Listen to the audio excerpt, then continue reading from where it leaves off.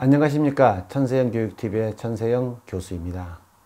오늘은 교육의 배신 그리고 대한민국의 운명, 다소 안타깝기도 하고 또는 슬프기까지 한 제목으로 이야기를 오늘 나누고자 합니다. 한국인들은 가난했지만 학교에 갔다. 사진에 보는 이 모습들이 바로 우리의 모습들이고 우리 아버님들의 모습들이고 우리 삼촌들의 모습들이고 또한 지금 살아있는 많은 어른들의 모습입니다. 1951년 4월 23일 뉴욕타임즈에 이런 기사가 실립니다. 교회 어떤 산 위에서는 그전 일본 신사 그늘에서 어떤 국민학교는 개천 자리에서 그리고 한 남자 중학교는 산밑골짜기에서 각각 수업을 받고 남한은 어디를 가든지 정거장에서 약탈당한 건물 안에서 천막 속에서 그리고 묘지에서 수업을 하고 있다. 교과서가 있는 학생은 교과서를 가지고 없는 학생은 없는 대로 지리와 수학과 영어와 과학과 미술과 공민 교실로 다시 몰려들고 있다. 이 학생들은 닭을 치고 달걀을 팔아서 학교를 돕는다. 안동이라는 곳에서는 학생들이 흙벽돌로 교사 세 채를 이미 건축하였다. 이것이 당시 뉴욕타임즈에 실렸던 아주 이상하면서도 신기한 한국, 대한민국이라는 나라의 전쟁 이야기였습니다. 이것이 오늘날 대한민국을 교육 기적의 나라라고 부르는 사연이기도 합니다.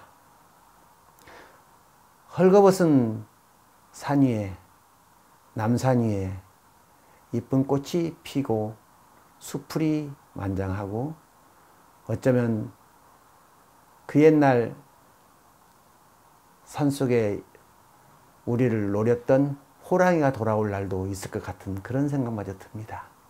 어린 시절 살림녹화 한다고 식목일이면 나무를 심던 그런 기억도 납니다. 3명의 노벨 경제학상이 있었습니다. 1979년 테오도르 슐스, 1992년 게리 베커, 그리고 2015년 앙거스 디튼이라고 하는 이 3명의 노벨 경제학상들이 공통된 주제가 휴먼 캐피탈, 그러니까 인간 자본이라고 하는 것이었습니다. 그러니까 전통적으로 경제 성장 혹은 사람이 잘 산다는 것을 결정하는 것에서는 토지라든가 노동 또는 자본과 같은 물질적 그런 그 자원이 없으면 안 된다는 것이었지만 아무것도 없는 무의 상태에서 오로지 정신적인 자본, 이걸 이제 휴먼 캐피탈, 인간 자본이라고 불렀습니다만은 이 인간 자본으로 경제 발전을 할 수 있다라고 하는 이론을 냈던 것이죠. 그리고 경제학상을 받았죠. 이 세 사람 모두의 책을 저는 읽었고 1979년에 테오도르 슐츠의 책을 읽을 땐 제가 어려서 그것이 별로 그렇게 해서 와닿질 않았습니다. 그러나 이제 와서 생각해 보니 그건 맞는 얘기죠. 네. 무에서 유를 만들어내는, 사막에서도 물을 만들어내고 가뭄이 끝에서도 곡식을 키워내는 그러한 인간의 환경 극복의 의지, 이것은 오로지 교육을 통해서 지식을 통해서 가능하다는 이야기였고, 한국은, 대한민국은 그러한 교육 기적의 역사를 인류사에, 인류 문명사에 하나의 증표로서 뚜렷하게 보여주고 있었던 것입니다. 과연 이러한 기적은 어떻게 시작되었으며 그 비밀의 열쇠는 무엇이었을까요? 아직도 세계 많은 그 후진국들이 대한민국의 이런 역사를 배우려고 합니다만은 기실 우리 스스로 그것이 어떻게 됐는지 잘 모릅니다. 저와 같은 교육학을 공부하는 사람들로서도 아직 그 교육학적 이론으로까지는 발전하지 못했다는 것이 솔직한 저의 고백입니다. 곰곰 생각해 봅니다. 과연 이것은 어디서 시작됐을까? 저는 그것을 이승만 대통령의 교육개혁이라고 이름을 감히 붙여보고자 합니다. 이승만. 그는 20세기 초에 미국에서 당시 국제정치학으로 철학박사학위를 받은 한국인 최초의 성각자였습니다. 물론 그가 쓴 몇 권의 책이라든지 영어 논문, 저서들은 지금 현재도 그야말로 세계적인 저작으로 알려져 있고, 또한 그를 통해서 그가 대한민국이라는 나라의 정신사적, 역사적 기초를 놨던 것이 분명한 것입니다.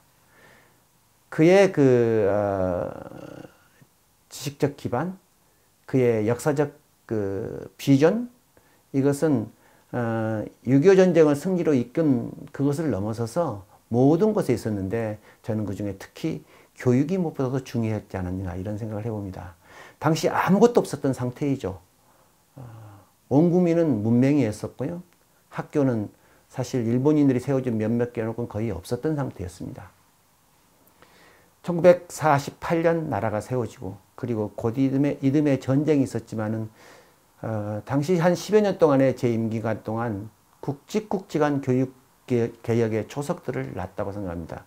몇 가지만 제가 짚어보려고 합니다. 오늘날 보아서도 이런 것들이 오늘날 우리 대한민국 교육개혁의 원천이 아닌가 하는 생각에서 생각해 보는 것입니다. 그 첫째는 교육의 가장 중요한 것이 어떤 수단을 통해서 책을 읽고 글을 보느냐는 건데, 그게 한글 교과서 보급 혹은 한글 전용 교육 정책, 물론 한글 전용이라고 해서 당시에 한자를 전혀 안 썼던 것은 아닙니다. 그러나 그 전에 비하면은 완전히 한글이라는 것이 초등학교에서부터 대학교까지 교과서의 기본 수단이 됐던 겁니다.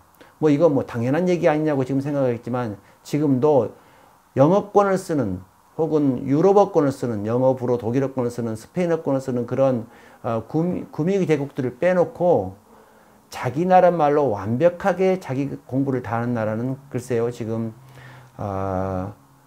일본, 중국 정도일 겁니다. 물론 우리는 당연히 거기에 들어가죠. 많은 후진국들은 아직도 영어나 불어나 스페인어가 없이는 사실 엄마가 쓰는, 집안에 쓰는 이른바 모국어로 공부를 다 못합니다. 우리는 그렇게 공부를 시작할 수 있었던 것이고, 이승만 대통령의 가장 중요한 정책 중에 하나가 한글 교과서를 무상으로 초등학교에 보급하는 일이었습니다.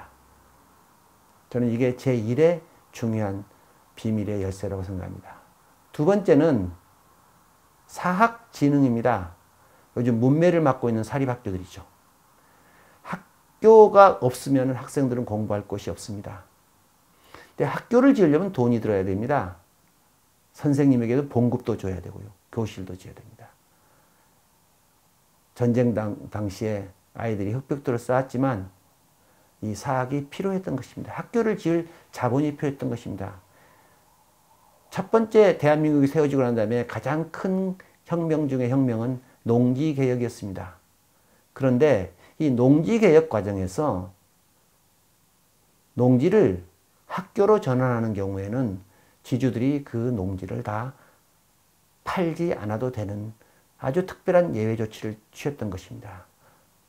물론 학교만이 아니고 문구점을 낸다든지 혹은 출판사를 만든다든지 하는 이와 같은 문화적 사업, 결국은 그것이 이제 우리나라 교과서 출판사의 어떤 원천이 되는데, 그런 그 기반, 물적 기반을 저는 농지개혁을 통해서 이뤄냈다고 생각합니다. 참 대단한 역사였습니다. 세 번째 제가 들 수 있는 것은 지방교육 자치제라고 하는, 물론 이건 굉장히 그 미국식 완벽한 의미의 지방교육 자치제입니다. 그러니까 교육이라고 하는 것이 그 지방의 그 요즘 뭐라 말하면 도지사라든지 시장에 관할하에 있지 아니하고 교육만큼은 완전히 독립적인 그 경영체제를 갖추려고 하는 그런 지방교육 자치제의 원형을 48년 해방 직후부터서 뿌리를 내리게 했던 것입니다. 물론 그가 이승만 대통령이 미국서 봐온 어떤 역사적 경험에 근거했을 거라고 봅니다.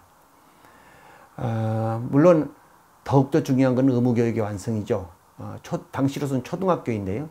1959년까지 모든 100%의 사람들이, 100%의 아이들이 학교를 다닐 수 있게 했던 것이죠.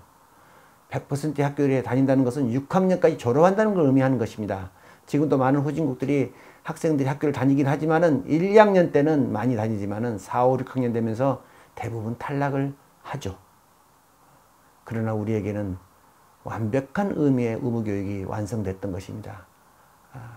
물론 돈이 충분치 않았습니다. 그럼에도 불구하고 국가의 의지가 있었고 이를 위해서 교육세를 만들기도 했었습니다.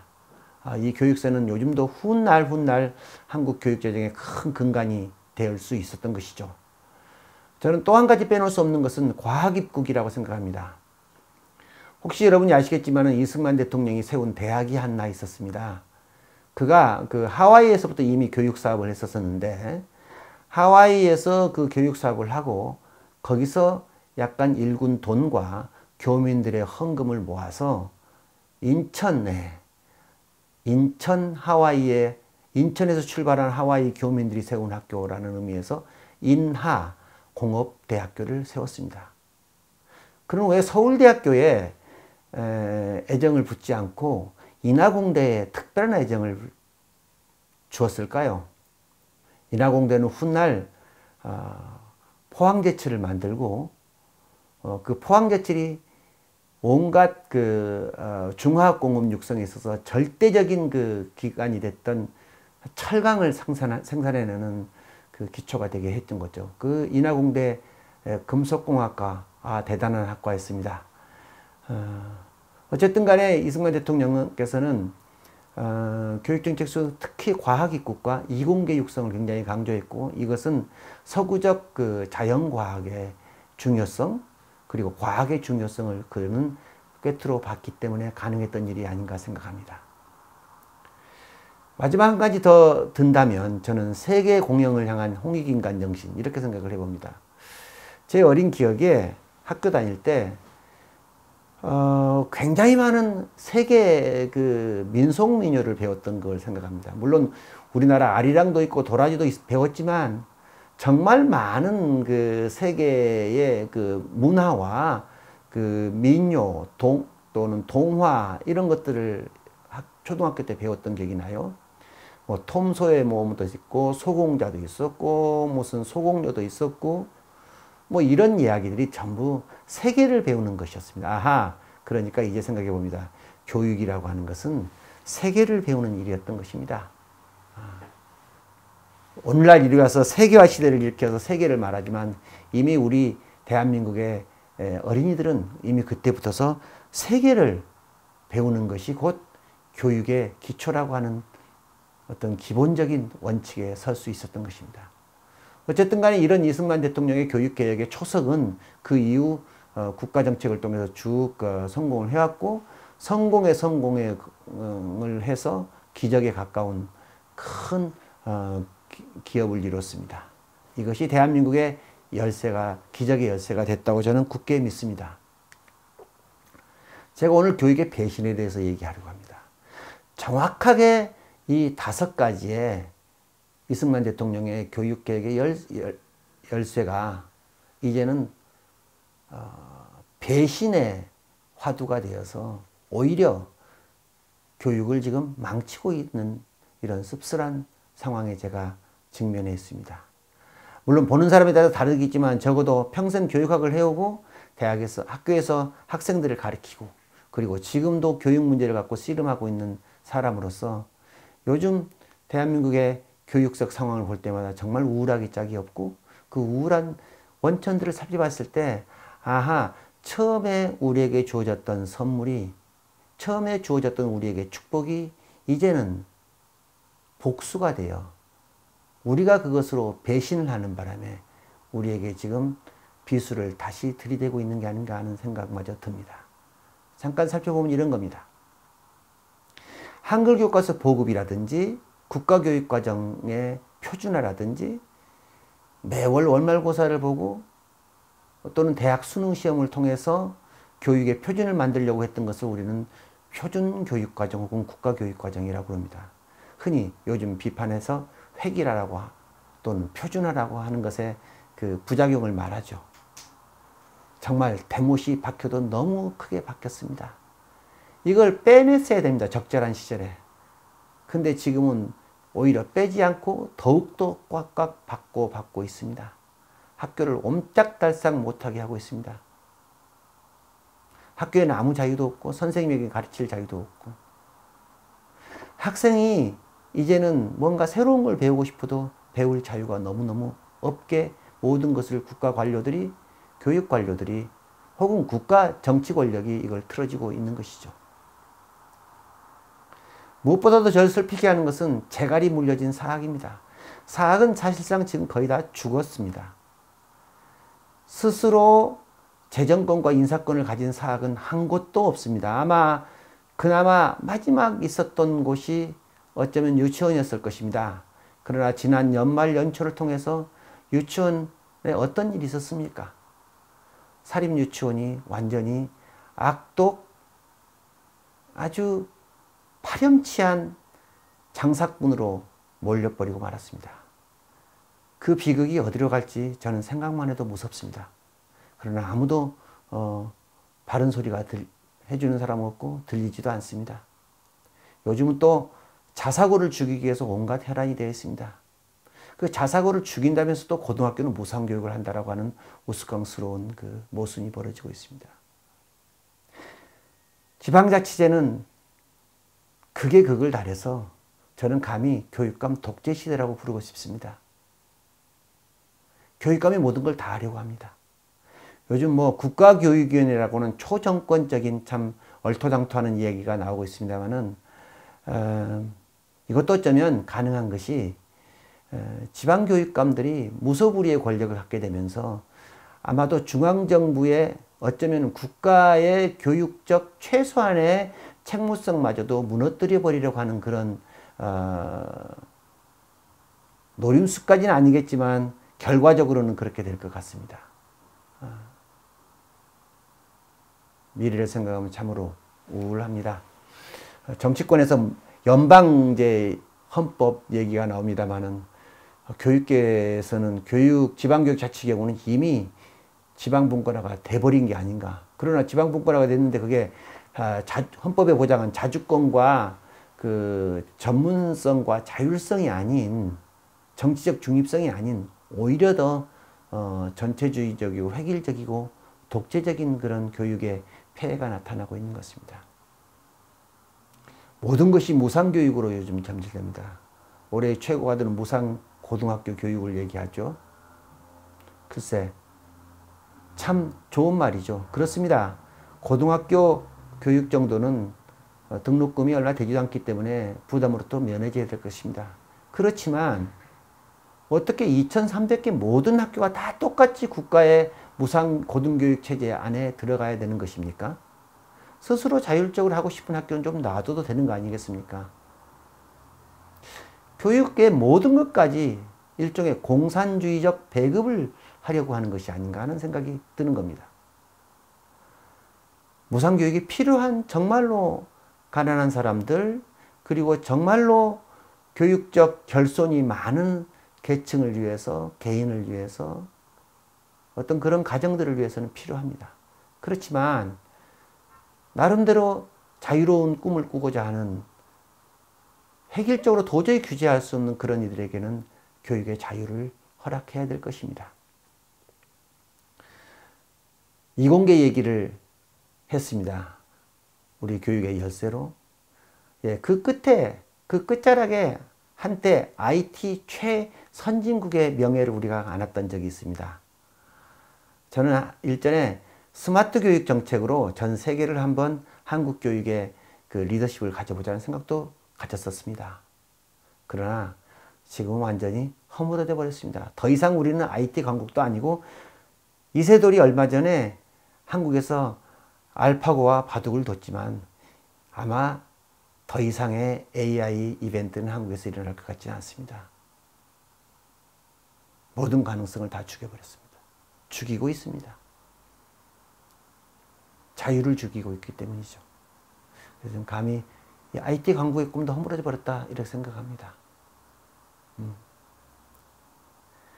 어느샌가 점점 조선 말의 쇄국주의의 망령이 스물스물 기어 올라왔습니다. 교육계 특히 그래야 했습니다. 영어를 학교에서 못 배우게 하고요. 엄마들은 아이들에게 유치원 때부터서 초등학교 때 영어를 가르치고 싶은데 어쩌단 뜻인지 못 가르치게 합니다. 뭐 영어를 가르쳐서 잘하는 아이와 못하는 아이에게 차이가 생긴다는 둥, 또는 영어를 배우면 그 국가의 그 뭐라고 할까, 국민 정신이 제대로 안 키워진다는 둥, 이런 참 말도 안 되는 억지를 부리고 있는 것이죠. 결과는 어떻게 됐습니까? 돈 있고 재주 있는 사람들은 국제학교로, 심지어 유학으로, 그런 그 주장을 하는 고관 대작들의 자녀들도 유학을, 외국으로 자녀들을 보내면서 정작 자녀들을 그 적은 돈이라도 모아서 영어를 가르쳐서 이 아이가 훗날 세계를 향해서 뛸 수 있도록 가르치고 싶은 그 부모들의 교육적 그 애정을 교육열이라는 이름으로 아주 죄악시하고 있습니다. 이거야말로 100년 전 쇄국주의가 아니고 무엇일 것이며, 결국 이게 지나가면 우리나라가 곧 교육의 배신이 나아가서 교육의 복수로, 그리고 대한민국의 운명을 참 우울하게 만들 것 같은 그런 슬픈 생각이 듭니다. 제가 오늘 교육의 배신이라는 제목을 달아봤습니다만은, 얘기하는 중에 우리가 배신을 했죠. 우리가 교육의 기적을 배신을 했습니다. 그리고 그 교육은 우리에게 복수의 칼날을 들이밀게 될 것 같습니다. 지금이라도 빨리 다시 한번 선조들의 교훈을 깨닫고 우리 역사의 교훈을 다시 한번 깨닫는 그런 시간이 빨리 오기를 바라봅니다. 감사합니다.